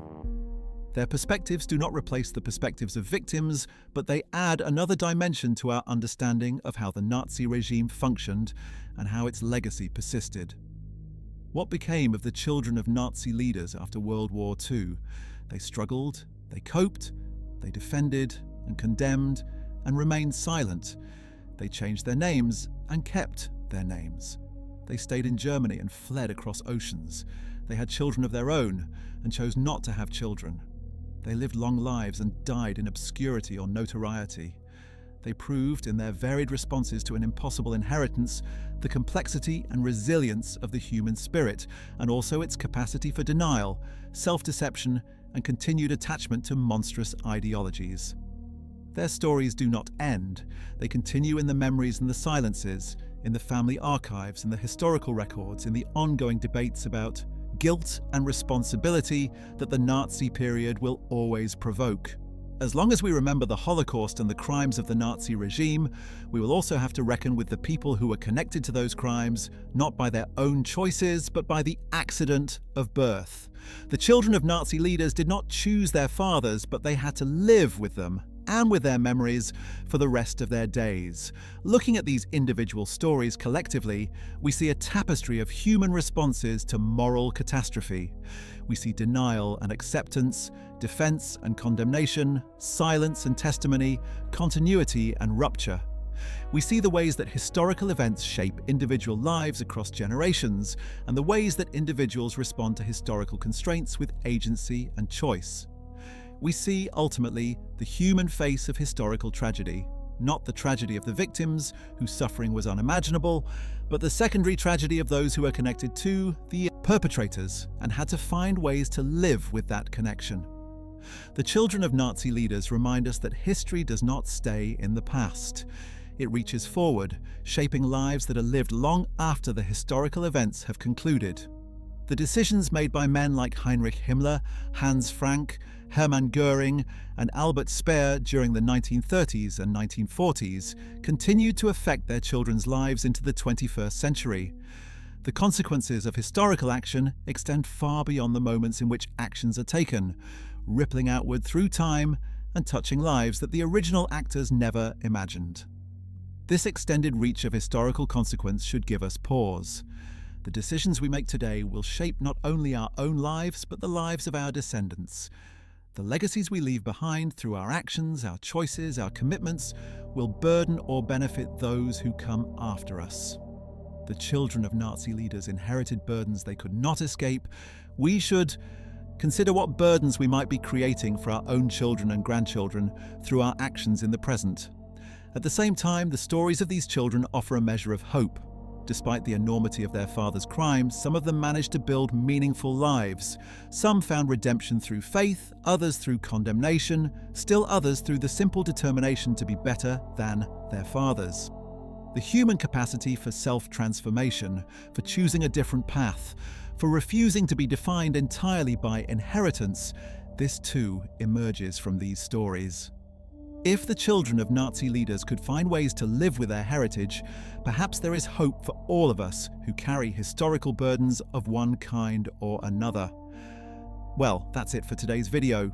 We hope you found this exploration of what happened to the children of Nazi leaders after World War II both informative and thought-provoking. These stories reveal the complex and often contradictory ways that individuals respond to inherited guilt, and they raise profound questions about responsibility, identity, and the long shadow cast by history's darkest moments. If you enjoyed learning about today's topic, make sure to check out our video, What Happened to the Wives of Nazi Leaders After World War II, for more fascinating insights into the aftermath of the Third Reich. You might also be interested in our video on What Happened to Hitler's Family After World War II, which explores in greater detail the fate of Adolf Hitler's own relatives, including the remarkable story of the Stuart Houston brothers and their decision to end the Hitler bloodline. Don't forget to like this video, subscribe to our channel, and hit the notification bell to stay updated on more World War II content. Your support helps us continue producing high-quality historical videos that bring the complexities of the past to life. We read all of your comments, so please leave your thoughts below. We'd love to hear which of these children's stories affected you most, or if you have any questions about other aspects of the Nazi legacy. Thanks for watching, and we'll see you in the next one.